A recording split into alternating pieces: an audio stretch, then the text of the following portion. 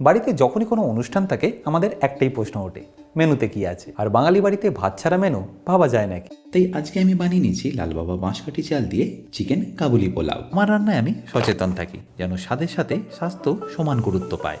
আর তাই আমি বেছে নিয়েছি লালবাবা রাইস, কারণ লালবাবা রাইস ভাতের প্রয়োজনীয় এসেনশিয়াল নিউট্রিয়েন্টসগুলো ভালোভাবেই ধরে রাখে। আর বাঙালির শেষ পাতে মিষ্টি না হলে তো চলে না। আর তাই লালবাবা গোবিন্দভোগ রাইস দিয়ে আমি এখানে বানিয়ে নেবো একটা মিষ্টির রেসিপিও। আর সেটা দেখতে হলে ভিডিওটা আপনাদের শেষ পর্যন্ত দেখে নিতে হবে।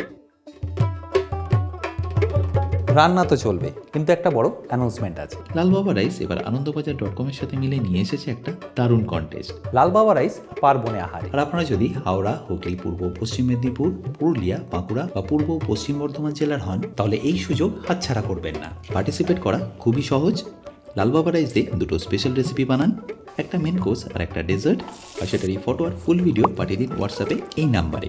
আর যারা দুটো রেসিপি সাবমিট করবেন তাদের চান্স তো অনেকটাই বেশি থাকবে বিজয়ী হওয়ারও আর ক্যাশ প্রাইজ জেতারও। টপ 16 জন পার্টিসিপেন্টকে ডেকে নেওয়া হবে কলকাতাতেই, যেখানে আপনি সুযোগ পাবেন আপনার সিলেক্টেড রেসিপি সবার সামনে আবার রিক্রিয়েট করার, আর সম্মানিত হওয়ার আমাদের সবার প্রিয় সন্দীপ্তা সেনের হাতে। একবার ভেবে দেখুন, আপনার রান্নাঘরের একটা রেসিপি পুরো বাংলার সামনে আসছে। আর তাই এটা শুধু একটা কন্টেস্ট নয়, এটা আপনার গল্প, আপনার পরিচয়, আপনার গর্ব। আর আমি শেষ পাতে লালবাবা গোবিন্দভোগ রাইস দিয়ে বানিয়ে নিয়েছি লাড্ডু। আপনার পছন্দের স্বাদ এবার পৌঁছাবে ঘরে ঘরে উইথ লালবাবা রাইস পার্বণে আহারে।